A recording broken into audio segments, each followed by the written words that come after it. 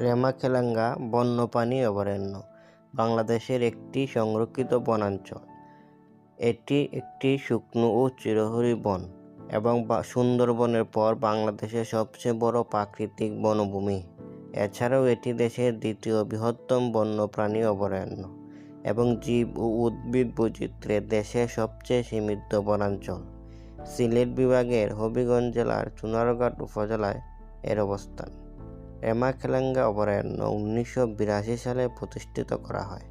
বর্তমানে রেমাকেলাঙ্গার আয়তন 1795 হেক্টর। গোটা অঞ্চল রেমা-কালেঙ্গা, চনবাড়ি, রশিদপুর এ 4টি বিটে ভাগ করা।